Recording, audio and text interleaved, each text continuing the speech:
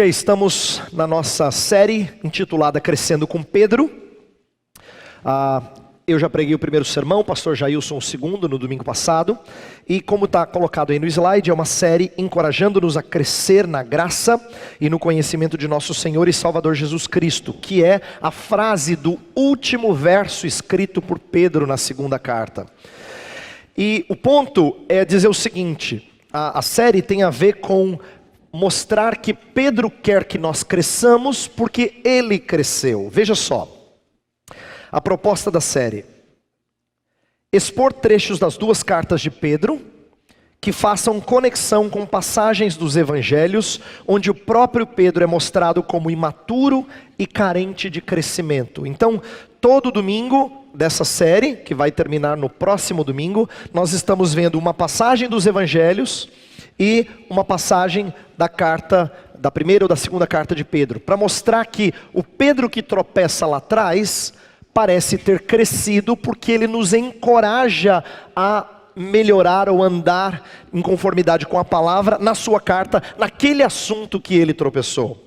Então é por isso que eu digo que essa série visa atender à exortação petrina. Isso é, Pedro fala, crescei na graça e no conhecimento. Então nós estamos querendo crescer na graça e no conhecimento. Crescendo juntamente com Pedro nos tópicos que ele abordou em suas cartas, como necessários para a vida cristã madura. Veja, alguns de vocês já estão na igreja de Cristo há algum tempo, e nós precisamos demonstrar crescimento ao longo desse tempo. Eu creio que vários de vocês aqui confessam verdadeiramente, genuinamente a fé em Cristo Jesus. Mas nós não podemos permanecer como crianças, como diz Paulo, que são levados pelo vento de um lado para o outro. O propósito da vida cristã e a saúde é evidenciada pelo nosso crescimento. Quando a gente está na igreja há bastante tempo e mostramos fragilidades, isso não é bom. Fragilidades próprias de alguém infante, isso não é bom. Então o nosso desejo precisa ser de crescimento. Quando nós paramos de desejar essas coisas, é sinal de que nós não estamos bem espiritualmente falando. Então por isso essa série visa encorajar você a ter desejos por essas coisas. Ter desejos por crescimento nessas áreas. Inclusive os tópicos abordados são esses. Primeiro domingo eu falei sobre a revelação, sobre crescer no apreço pelas escrituras e o seu lugar na vida cristã. No domingo passado o reverendo Jailson falou sobre a edificação, como nós devemos crescer na compreensão da igreja, da sua expansão. Hoje eu falo de tentação e no próximo domingo, o último da série, vamos falar sobre preservação. Então, a proposta da mensagem de hoje é essa: crescendo na prudência quanto ao inimigo e suas estratégias. Então eu vou pedir que você abra a sua Bíblia em 1 Pedro. Nós vamos ler primeiro o texto de Pedro, depois vamos voltar para Mateus 26. São os dois textos da mensagem dessa manhã. 1 Pedro, capítulo 5, versos 5 a 11. Vou ler na Revista Almeida Atualizada. Na edição Almeida, Revista e Atualizada. Diz assim: rogo igualmente aos jovens, sede submissos aos que são mais velhos, outros sim, no trato de uns com os outros, cingi-vos todos de humildade, porque Deus resiste aos soberbos, contudo aos humildes concede a sua graça. Humilhai-vos, portanto, sob a poderosa mão de Deus, para que ele em tempo oportuno vos exalte, lançando sobre ele toda a vossa ansiedade, porque ele tem cuidado de vós. Sede sóbrios e vigilantes. O diabo, vosso adversário, anda em derredor como leão que ruge procurando alguém para devorar. Resisti-lhe firmes na fé, certos de que sofrimentos iguais aos vossos estão se cumprindo na vossa irmandade espalhada pelo mundo. Ora, o Deus de toda graça, que em Cristo vos chamou à sua eterna glória, depois de terdes sofrido por um pouco, ele mesmo vos há de aperfeiçoar, firmar, fortificar e fundamentar. A ele seja o domínio pelos séculos dos séculos. Amém. Agora volte a sua Bíblia lá para Mateus 26. Eu vou ler do verso 69 até o 75. É o finalzinho do capítulo. Mateus 26, versos 69 ao 75. Diz assim: ora, Estava Pedro assentado fora no pátio, e aproximando-se uma criada lhe disse: também tu estavas com Jesus o Galileu. Ele, porém, o negou diante de todos, dizendo: não sei o que dizes. E saindo para o alpendre, foi ele visto por outra criada, a qual disse aos que ali estavam: este também estava com Jesus o Nazareno. E ele negou outra vez com juramento: não conheço tal homem.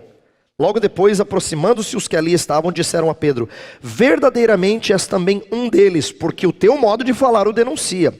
Então começou ele a praguejar e a jurar: não conheço esse homem. E imediatamente cantou o galo. Então Pedro se lembrou da palavra que Jesus lhe dissera: antes que o galo cante, tu me negarás 3 vezes. E saindo dali, chorou amargamente. Eu quero que você compreenda que Satanás é sagaz em procurar crentes soberbos. Tem um livro escrito por C.S. Lewis, intitulado Cartas do Inferno. É um livro fictício. C.S. Lewis não conversou com demônio nenhum, mas ele cria uma série de cartas em que um demônio mais experiente escreve a um menos experiente sobre como tentar a vida de um cristão. Então essas cartas, que são fictícias, é óbvio, elas só tentam nos mostrar o que Satanás está procurando fazer para nos enganar e nos levar ao mau caminho. E tem um determinado momento, uma carta em especial, que ele fala sobre humildade. Ele diz assim para o demônio menor, né, esse que ele está aconselhando, ele fala assim: o cristão que você está tentando aí, problema, viu? Porque ele está começando a ficar humilde. Sabe o que você tem que fazer? Mexe na humildade dele. Olha só, numa das cartas o demônio sugere que o crente tentado seja levado a se orgulhar de sua humildade. Ele fala assim, sugere para ele que assim, que bom que ele é humilde. Para que ele pense assim, olha só como eu sou humilde. E quando ele pensar em humildade, que não seja como uma virtude, mas olhar para os seus talentos e depreciá-los, dizer assim, puxa vida, eu não consigo ser tão boa quanto fulana, quanto fulano. Então, a ideia era mexer com aquilo que estava crescendo nele. A humildade deveria ser motivo de orgulho ou de depreciação em relação aos seus talentos. Afinal, e o demônio escreve assim, o inimigo, ele está falando de Deus, o inimigo quer que a humildade nos coloque em pé de igualdade com outros, até em nossos melhores feitos. Ele fala assim, sabe o que o inimigo quer quando um crente está humilde? É que ele faça as coisas mais lindas, como por exemplo, construir uma catedral, e depois dizer assim, qualquer um poderia ter feito. Então, veja que Satanás está procurando pessoas que em tempos de humildade esqueçam isso e entrem em caminhos de soberba.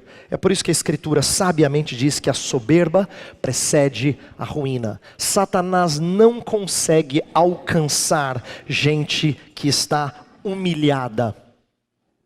Ele sempre procura crentes soberbos. Por isso que eu escolhi falar de tentação e focar na questão de soberba, porque o nosso texto em Pedro fala disso. Mas eu quero, antes de entrar em Pedro, mostrar para vocês de novo aquilo que eu disse que a nossa série vai fazer. Eu quero que você observe que no texto de Mateus que nós lemos, Pedro vai demonstrar uma série de falhas e ele vai tocar exatamente nesses pontos lá no texto de 1 Pedro 5.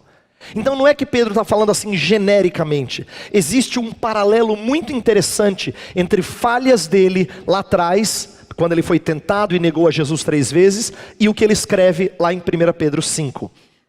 Então, lembra que nossa série tem a ver com crescer na graça e no conhecimento. E Pedro vai mostrar aqui que ele teve falta de conhecimento. Algumas coisas aqui não ficaram muito claras para ele. Ele não atentou para elas. Eu quero mostrar 4 áreas onde faltou a Pedro algum conhecimento. Faltou a Pedro conhecimento sobre si próprio, sobre ele mesmo, né?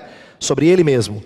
A soberba está muito clara no texto de Mateus 26, mas na verdade a todos eles. Inclusive tem um detalhe que eu não mencionei antes, mas eu gostaria de dizer agora. Esse registro da queda de Pedro é tão importante que ele é um dos poucos textos que aparece nos 4 evangelhos.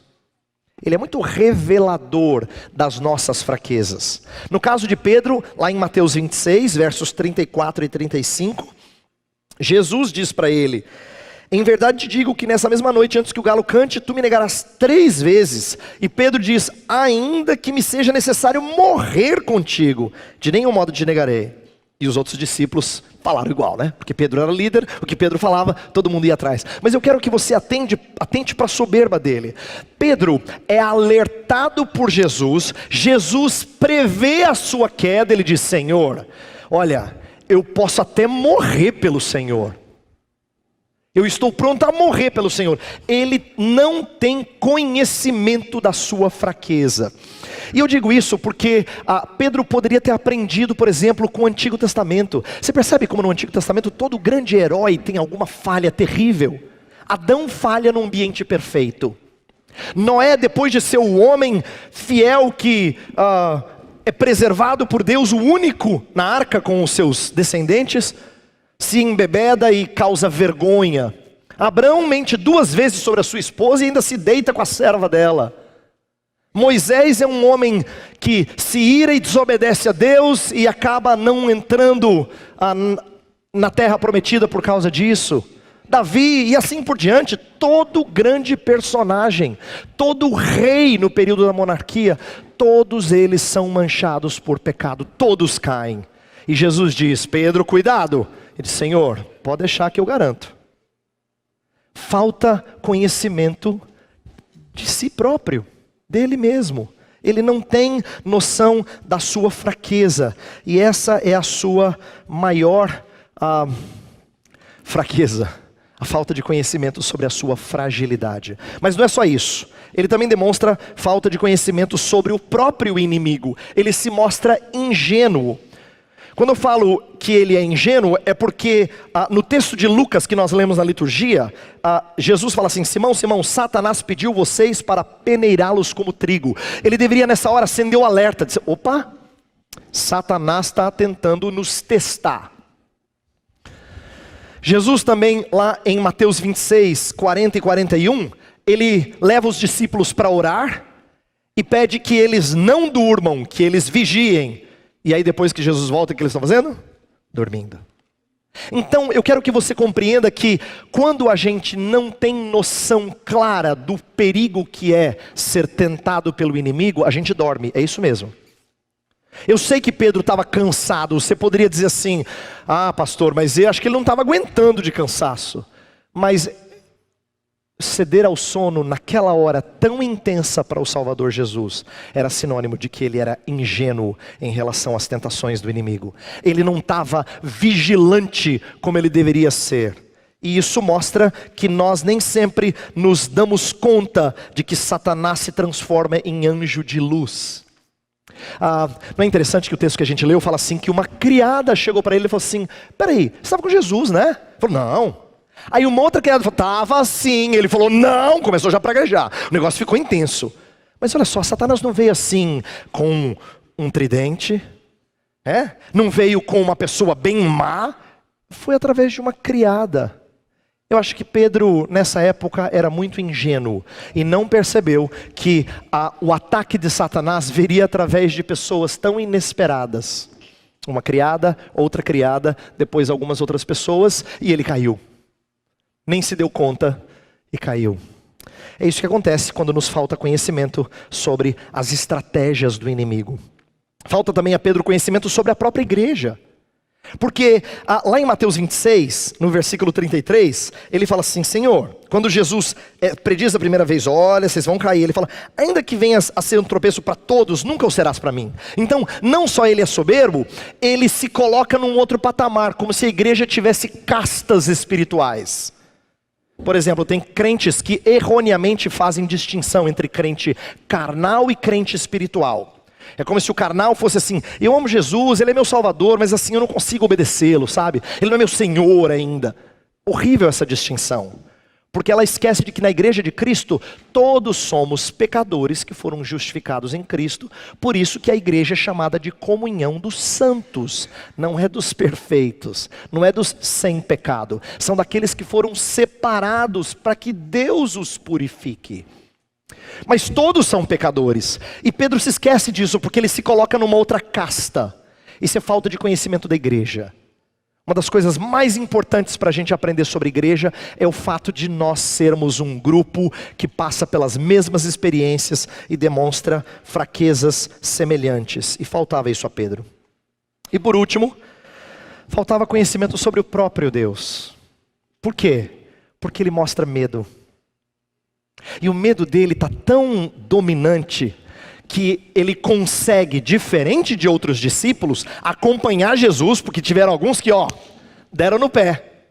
Ele consegue acompanhar Jesus até parte da trajetória, mas ele fica de longe, e quando ele é ameaçado por gente que não tinha poder para matá-lo, mas que ele sabia que correria risco, ele cede.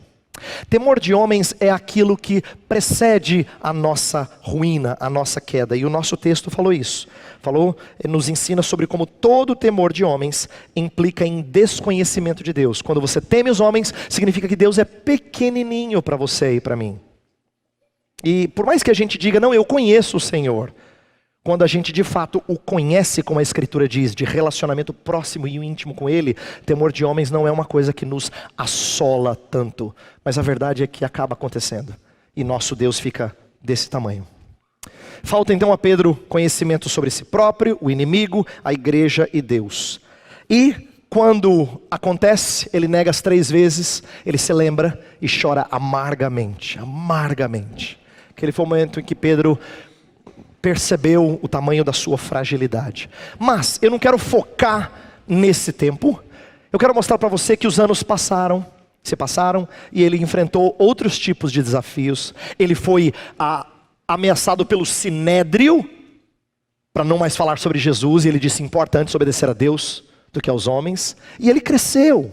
E ele agora vai escrever sobre essas coisas e falar sobre tentação, fazendo paralelo com coisas que ele aprendeu nessa situação. Então por isso que eu quero focar em 1 Pedro. E para você entender 1 Pedro, é bom que você compreenda que os que estão sendo tentados aqui não estão na boa, vamos colocar assim. Eles são crentes perseguidos. O contexto da carta é de perseguição.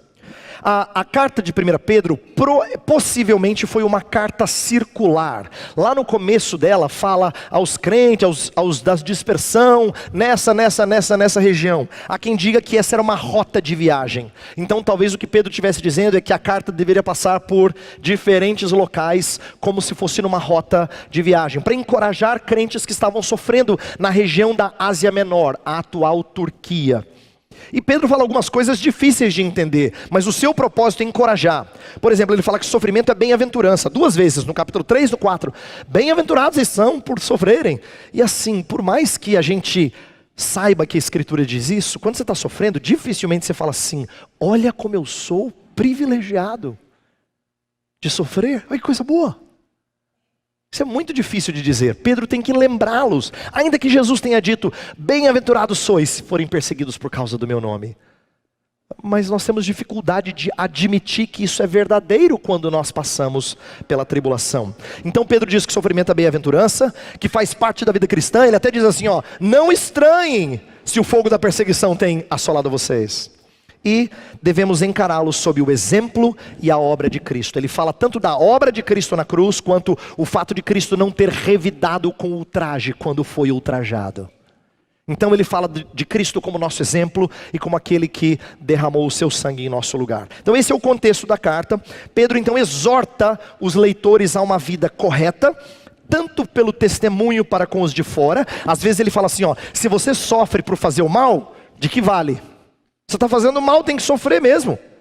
Tem que sofrer o castigo de ter feito algo errado. Mas se você sofre por ter feito o bem, entenda que os de fora receberão um testemunho. Então ele fala muito sobre submissão. Ele fala da esposa ganhar o marido em submissão, mesmo quando a situação é difícil. Ele dá exemplos de submeter ao senhor de escravos. Ele fala de submeter ao rei. E tudo isso na intenção de testemunhar para com os de fora, e em relação aos de dentro, prepará-los para a tentação. Então agora, eu quero falar das 4 lições que Pedro traz, que fazem paralelo com aquelas 4 áreas em que lhes faltou conhecimento lá atrás.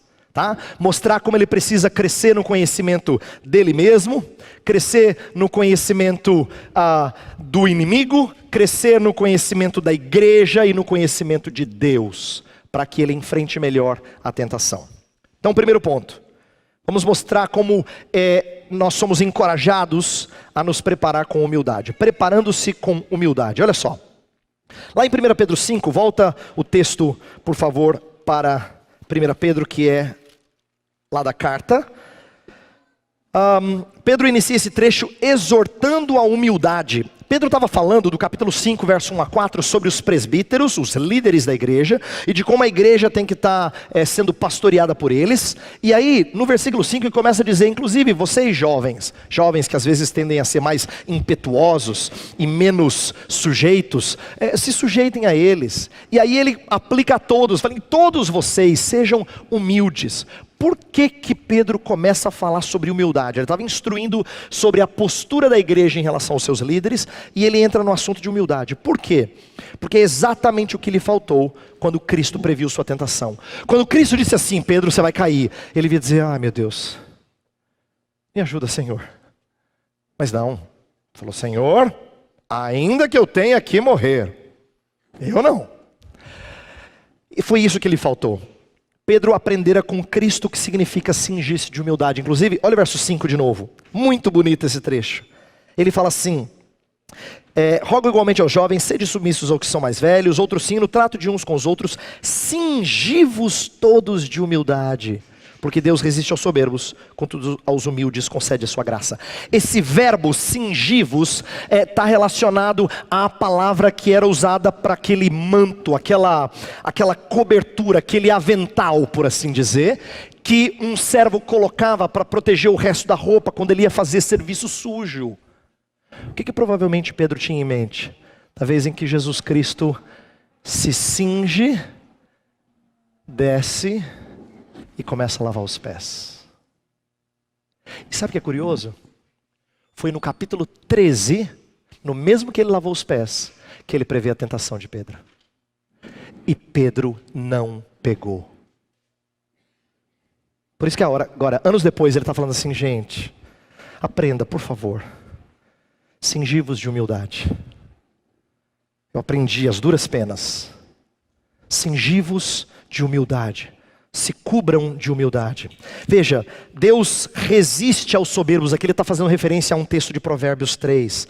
Deus resiste aos soberbos. E aqui me faz lembrar de uma história linda em que Jesus Cristo conta a diferença do fariseu para o publicano. O fariseu é o homem correto diante da sociedade. O publicano é o cara mau, é aquele que a Lava Jato pegou, condenou, e você fala assim, olha só que traste. Mas como é que o publicano se porta diante de Deus? Ele fala, ele fica de longe, ele não tem coragem de levantar os olhos para os céus, ele bate no peito e ele fala, sê propício a mim, pecador. Aí Jesus termina a história surpreendendo os seus contemporâneos, falando assim, adivinha qual que foi exaltado? Não foi o certinho, porque ele era soberbo, a sua oração é soberba. Ele fala, Senhor, graças te dou, porque eu não sou como esses da aliança, tão fracos. Sou um cara que jejua, sou um cara que ora, que medita na palavra, eu não sou igual a vocês. Ele era soberbo, e porque ele é soberbo, Deus resiste aos soberbos, mas aos humildes ele dá graça. Eu amo essa expressão, sabe por quê? Humildade não é nobreza na escritura. Tem gente que passa assim e fala, fulano, olha, humilde. Não é nobreza, humildade é reconhecimento de fraqueza. É por isso que a gente recebe graça, que é favor imerecido. Ninguém deve falar de humildade em relação ao outro dizendo assim, cara é humilde, hein? Não, você não elogia a humildade, você chora com ele, porque ele é fraco, por isso que ele carece de graça, e Deus dá graça aos humildes, e é isso que ele fez na história do fariseu, do publicano. E eu quero agora chamar a sua atenção do porquê que humildade é tão importante. Porque existem situações de tentação em que a gente não percebe que a soberba é que precede a ruína. Então, por exemplo, períodos de sucesso frequentemente pedem recompensa. E é quando você se torna vulnerável. E não importa qual tipo de pecado. Pode ser lascívia, impurezas sexuais, eu quero dizer. Pode ser consumismo. Pode ser o desejo de ter um pouquinho de paz e conforto. E aí a gente se ira quando não tem. Não importa. O que importa é o seguinte: quando você consegue algum êxito, consegue algum sucesso, você baixa a guarda. Porque assim é gostoso ter uma recompensazinha, uma sobremesazinha quando você comeu light. Entendeu? É como se fosse uma compensação. Essa é a hora da soberba. É a hora que a soberba fala muito alto. A soberba não deixou você ficar em guarda. Pelo contrário, ela baixou a sua guarda. Sucesso costumeiramente pede recompensa. Em qualquer área, não estou falando só de sucesso profissional. Estou falando assim, quando você faz alguma coisa boa. Até quando eu prego uma mensagem, você dá uma aula, ou você ajuda alguém da igreja. Esses momentos, costumeiramente, são momentos em que a gente baixa a guarda. Sucesso pede recompensa. Assim como autocomiseração pede consolo. Quando a gente se sente mal, nossa, eu estou passando por umas poucas e boas. Preciso de um confortozinho. Então seja em momento que a gente está lá em cima, ou aqui embaixo, nós manifestamos soberba. E a soberba é o momento perfeito para a tentação chegar e nos agarrar. Então atenção para isso. Preparem-se com humildade para enfrentar a tentação. Segunda coisa que Pedro nos ensina é sobre o inimigo. Primeiro ele falou sobre nós mesmos, né? Ele tinha que aprender sobre si próprio, ele aprendeu a importância de cingir-se com humildade, e agora ele vai falar do inimigo. E ele descreve o inimigo como sendo um leão. Isso aqui é muito interessante. E ele começa, eu li aqui na atualizada porque eu gostei muito de uma expressão. Fala assim: sede sóbrios e vigilantes. Na NVI fala alertas, o que está certo também, mas eu gosto da ideia de sóbrio, por quê? Porque como vem logo depois da soberba, a escritura fala que a soberba embriaga. Por isso que a palavra sede sóbrios é genial. Sede sóbrios, isto é, cara, para de se embriagar com si mesmo, consigo mesmo. Para de se embriagar, não é? Com essa soberba. Sede sóbrios, isto é, esteja limpo, alerta, vigilante. Então veja só, a sobriedade não se embriaga na soberba, e a vigilância nos mantém cientes do perigo. A gente fica sempre alerta. Lembra, eu falei sobre isso na nossa série sobre escatologia uns meses atrás, de como quando a gente imagina que Deus vem como, Jesus Cristo vem como ladrão, a gente se mantém vigilante. Quando a gente não tem essa crença firmada, a gente baixa a guarda, a gente não vigia. Mas em relação à tentação, Jesus Cristo fala: orem, vigiem, para que vocês não entrem em tentação. Ele sabia a importância de manter guarda. O tentador possui duas características, e aqui eu quero compartilhar coisas que eu aprendi nesses últimos tempos sobre o leão. Coisas que você já viu, mas que são importantes a gente relembrar. Quando fala que ele anda em derredor, me fez lembrar isso, um pastor recentemente chamou a minha atenção sobre isso. Leão não ataca de início, ele é um caçador. E como caçador, ele anda e procura a presa mais frágil. Se você assistir algum documentário de caça dos leões, você vai ver que ele espera. Ele vai ver o momento dele. E ele normalmente procura quem está mais fragilizado. Daí a importância, e o texto vai falar de resistir-lhe firme na fé, porque ele procura aquele animal que está mais capenga, aquele que não tem condições de fugir da sua caça. Por isso que o anda em derredor é alguém que está à procura da sua caça. Ele analisa a presa e procura os fracos. Mas o texto também fala que ele ruge procurando alguém para devorar. E o rugir aqui é a ideia de assustar, de intimidar aqueles a quem quer devorar. E eu fico imaginando aqui que Pedro provavelmente tem em mente o que acontecia no Coliseu. É bem provável que Pedro estivesse escrevendo essa carta de Roma. E ele sabia o que acontecia quando cristãos eram colocados naquele estádio, como se fossem espetáculo. Eles eram entregues ao leão que rugia para intimidar, para assustar antes de matar. E ele diz assim, ó, Satanás é assim. Vocês já viram isso? É horripilante, não é? Satanás é assim. Olha só, Pedro recebeu o alerta de Jesus lá atrás e ele não deu esse alerta. Ele não acreditou nesse alerta, melhor dizendo. Agora, ele não quer que os seus irmãos caiam. Por isso que ele descreve Satanás como sendo o leão que anda em derredor e que ruge procurando alguém para devorar. Ele quer nos dar o alerta. Ele não quer nos assustar a ponto de nós desesperarmos, porque ele vai falar de um Deus que nos protege, mas ele quer nos dar o alerta. E o alerta não funciona enquanto Satanás for apenas o Satanás debaixo da soberania de Deus, que parece que não faz nada para conosco. Ele não pegou uma figura de linguagem fraca. Ele pegou o leão, porque o leão assusta. O leão intimida. Por isso ele diz: resisti-lhe firmes na fé. Nós resistimos em fé o que nós não podemos evitar. Olha que interessante. Na escritura tem momentos que fala assim: foge da tentação. Mas tanto Tiago quanto Pedro fala resistir ao diabo. Tiago fala: e ele fugirá de vós. Por quê?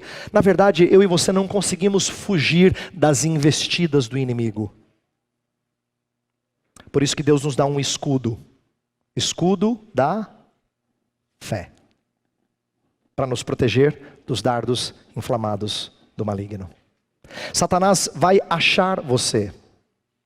O ponto que eu quero dizer é o seguinte: tentação não é uma coisa da qual você consegue estar completamente isento. Você foge de imoralidades, a Escritura fala disso.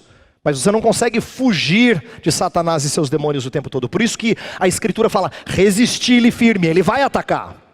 Resisti-lhe firme. E Paulo vai dar a dica quando ele fala da armadura de Deus. Então, a segunda lição sobre Satanás é descrevê-lo como ele de fato é: perigoso, astuto, pronto a enganar. E Pedro quer que isso seja muito claro no coração das pessoas, que quem resiste sabe que vai ter que resistir o tempo todo. Eu reli um livro essa semana que fala sobre isso. Ele disse assim, Erwin Lutzer diz assim: pense no viciado em drogas que resiste a outra dose. Pense no viciado em sexo que resiste a outro filme pornográfico. Pense no marido que resiste ao impulso de agredir com palavras ou até mesmo fisicamente a esposa. Pense no empresário que resiste à tentação de subornar os auditores. Pense no monte de dinheiro oferecido a você. Nessas e outras circunstâncias, resistir exige autocontrole e sofrimento. É para tais aflições que fomos chamados. Isso aqui descreve para a gente a nossa luta constante. Se Satanás vem nos atacar em áreas em que nós somos fracos, resistir significa mais uma vez, mais uma vez. A gente não resiste de uma só vez e ganha. A gente resiste constantemente. Por isso que Pedro quer alertar-nos para o tentador como leão. Terceira lição que ele nos ensina é de que é sobre a igreja. Lembra que ele tinha dito que, ainda que todo mundo negue, eu não, né? Se diferenciando. Uma coisa que ele vai aprender é que todo mundo é igual. Inclusive, ele vai encorajar os seus leitores no versículo 9. Olha o versículo 9. Resisti-lhe firmes na fé, certos de que sofrimentos iguais aos vossos estão se cumprindo na vossa irmandade espalhada pelo mundo. Ele vai criar uma certa identificação. Veja só. Pedro encoraja seus leitores a resistir diante do sofrimento, sabendo que fiéis de toda parte experimentam o mesmo. Quando ele está escrevendo para esses, e eles dizem assim: gente, mas está muito difícil. Pedro vai dizer assim: calma, você não é o único que sofre. Calma, existem pessoas que têm sofrido ao redor do mundo. Então, é como se ele estivesse dizendo assim: sofrer enquanto cristão é normal. Essa é uma identificação sadia. Existe uma identificação que não é sadia. Eu vou explicar, presta atenção. Tem gente que fala assim: então, você tem às vezes aqueles momentos em que as crianças estão fazendo barulho, o barulho não para, você tem vontade de descanar e matar. Ou será que eu sou tão mal? Aí você fala: não, eu também faço assim, ufa, então eu acho que eu sou normal. A gente gosta de se sentir aliviado quando outros têm as mesmas fraquezas pecaminosas que nós temos. Péssimo, péssimo. Não se alegre porque outro peca como você. É horrível essa identificação, mas a gente faz ela direto. Vocês têm isso também? Aí a pessoa fala assim: tenho. Aí você fala: ai, ainda bem, sou normal. Não, não é normal, você é pecadora. Então não é normal. Mas não é isso que o Pedro está fazendo. Ele não está falando de pecado, ele está falando assim: o sofrimento que vocês têm sofrido, isso que vocês têm sentido, não pense que Deus está castigando vocês. Cristãos ao redor do mundo estão sofrendo. Fica firme. Isso sim é encorajador. Essa identificação sim é importante. E é isso que Pedro está fazendo aqui. Todos somos sofredores e todos somos pecadores. Se somos iguais quanto ao sofrimento, também o somos quanto à possibilidade de pecar. Nossas fragilidades mais conhecidas devem nos levar a alertar irmãos contra a tentação. Então eu quero aqui que você compreenda o seguinte: se Pedro aprendeu que ele e os seus irmãos não são diferentes, porque ele diz, ainda que eles pequem, eu não, e aí ele acaba caindo, então agora ele vai lembrar que as suas fragilidades podem ser as do seu irmão também. É por isso que é muito importante para ele alertar você.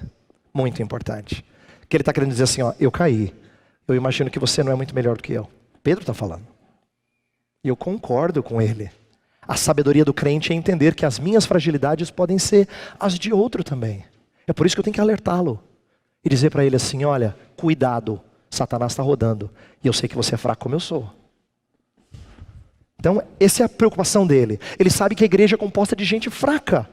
Não é verdade assim? E às vezes a gente cria algumas castas, sem querer a gente fala assim, pastor, o senhor não deve ter esse problema, né?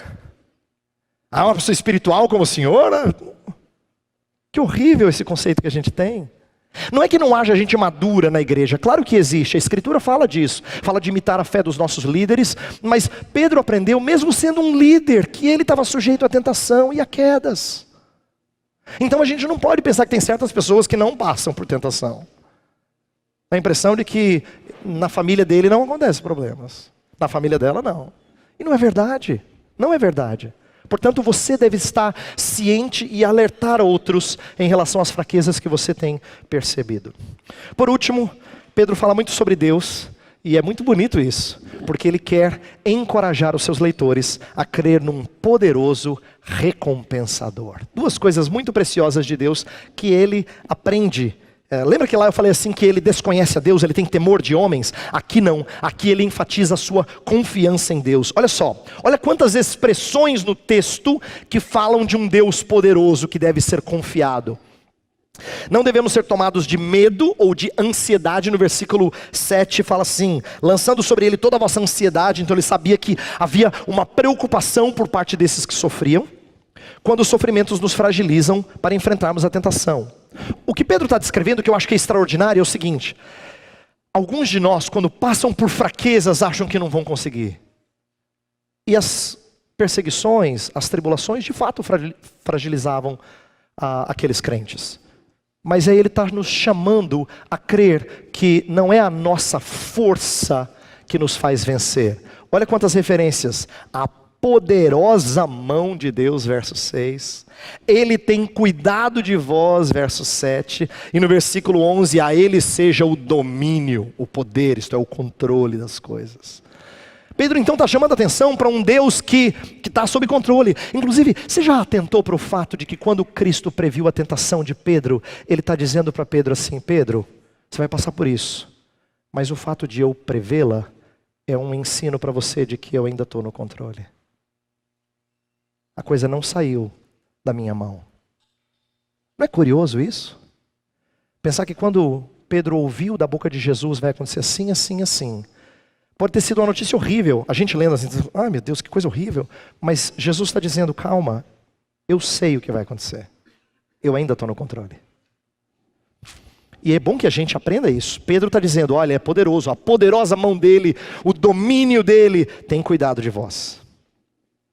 A outra coisa que ele nos diz é que Deus não só é poderoso para nos proteger, mas ele não se esquece de nossa fidelidade em meio ao sofrimento. Deus não olha para você e diz assim, sofre mesmo. Claro que não. Nosso Deus é tão atencioso para conosco que ele exalta os humildes. É o que diz no versículo 6. Aos humildes concede a sua graça. No 5 e no 6 ele fala para que em tempo oportuno vos exalte. E no versículo 10 ele usa 4 expressões para falar de firmeza. 4. Final do verso 10 ele fala assim, depois de sofrido por um pouco, ele vai vos aperfeiçoar, firmar, fortificar, fundamentar. São termos semelhantes aqui para dizer que você vai ficar firme, forte. Depois de ter passado por isso, por um pouco de sofrimento, Deus vai tornar você mais pronto. Então, olha só, eu quero que você compreenda isso. Quando a gente está em períodos de tribulação, aflito, achando assim que eu não sei se Deus me abandonou, pastor, mas olha, tá difícil. É bom que a gente aprenda que nossa humilhação diante do Senhor, nossa humildade diante do Senhor, ela deve ser marcada por uma confiança de que Deus está tratando de nós. Porque Ele diz que depois de pouco tempo Ele vai te fortalecer, te firmar, te fundamentar. É como se o treinamento fosse o próprio sofrimento e a exposição à tentação, para que você saísse mais forte. Ele sabe como lapidar você. E é por isso que ele está fazendo isso. Então Pedro está chamando os seus leitores e nos chamando a confiar num Deus que é poderoso e que vai te dar, não só no porvir, mas já nessa vida, algumas alegrias. Já nessa vida Ele vai te dar algumas alegrias. Principalmente quando Ele fortalecer a sua fé e você começar a andar junto com outros novos na fé e dizer assim, ó, já passei por isso. Eu queria contar um pouquinho da minha história. Então, Pedro nos encoraja aqui, apontando os olhos para o Senhor. Por isso eu quero terminar falando de como, se Pedro nos ensinou tanta coisa sobre o que é tentação, né? Se ele aprendeu coisas sobre si mesmo, se ele aprendeu coisas sobre o inimigo, se ele aprendeu coisas sobre a igreja, se ele aprendeu coisas sobre o próprio Deus, ele não quer deixar de falar. E eu creio que nós também temos que aprender essas coisas e falar delas. Então eu quero dar 3 sugestões finais para que você atente para isso. E reflita sobre tentação. E a gente saia daqui ponderando sobre as vezes em que nós somos assolados pelo inimigo. Primeira delas. A progressão de intensidade na traição de Pedro ilustra como a tentação cresce em nossa vida. Ceder à tentação abre portas para a obsessão. Presta atenção, no texto que a gente leu lá em Mateus 26, você percebeu como a negação de Pedro cresce em intensidade? Isso é uma coisa para você prestar bastante atenção. Na primeira vez ele fala não, na segunda vez, olha só, Mateus 26, a partir do 69, na segunda vez ele nega com juramento. E na terceira vez ele começou a praguejar e a jurar. Está crescendo. Ele está ficando mais ousado para dizer não tenho nada a ver com Jesus. E como essa é uma ilustração do que acontece quando a gente cede à tentação. É isso mesmo. Da primeira vez, é uma portinha aberta, pequena. Mas não é difícil dela se escancarar. Não é difícil. Pedro disse não à primeira. Na segunda ele escancara mais, na terceira ele é ainda mais louco, a ponto de praguejar e a jurar, não tenho nada a ver com ele. Isso ilustra como tentação abre portas, ceder à tentação abre portas para obsessão, para a gente cometer pecados repetidas vezes. Em segundo lugar, resistindo à primeira investida do pecado é fundamental para a nossa vitória. Como é importante nós entendermos isso. Tentação tem que ser uma coisa em que a gente... Por que a gente não brinca com ela? Por que a Escritura fala assim? Que quando a gente passa, está em Provérbios 4, quando a gente passa perto do mal, a gente está sujeito a cair. Então o que a gente faz? A gente passa de largo. Aquele que não é soberbo, mas humilde, ele sabe que ele pode cair. Ele sabe que ele pode cair. Então não pode passar perto. Não pode nem brincar, não pode dizer assim, bem, não tem nada a ver. Não pode. Não pode. Com tentação, ele sabe que ele precisa resistir à primeira investida do pecado. Isso é fundamental para a nossa vitória. Todas as vezes que nós abrimos a porteira, fica difícil de fechá-la. E a última coisa que eu quero dizer, e essa tem sido preciosa para mim há alguns anos, porque eu aprendi lá atrás, no começo do meu ministério. Eu tirei isso de um livro que cita Martinho Lutero. Martinho Lutero disse que quando a tentação bater a porta, peça para outro atendê-la. Fala para Cristo, dizer assim, olha, Martinho Lutero morava aqui, mas ele morreu. Hoje quem mora aqui sou eu. Não enfrente a tentação. Peça socorro a Cristo, para que Ele atenda a porta. E Ele diga para a tentação ir embora. Eu quero orar por você, porque eu sei que você, como eu, é constantemente tentado em diferentes áreas. E às vezes nós tolamente temos atendido a porta, achando que nós podemos enfrentá-la. Oremos. Pai, estamos diante do mal, do inimigo que está em derredor procurando ocasião para nos fazer cair. E às vezes o nosso coração deixa de vigiar. O nosso coração não é pronto, alerta, sóbrio.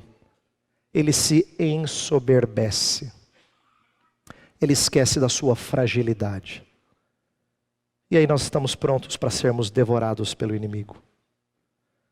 Por isso a nossa oração é por todos nós nessa manhã. Todos nós. Tentação sempre bate à porta. O inimigo não pode ser evitado totalmente. Ele tem que ser resistido, firme na fé. Por isso nós te suplicamos, Senhor, fortalece-nos nessa manhã. Fortalece-nos. Dá-nos um coração humilhado. Faz-nos correr para o Senhor e pedir o teu auxílio. Ensina-nos a pedir que Cristo atenda a porta quando a tentação bater. Nós oramos em nome dele. Amém.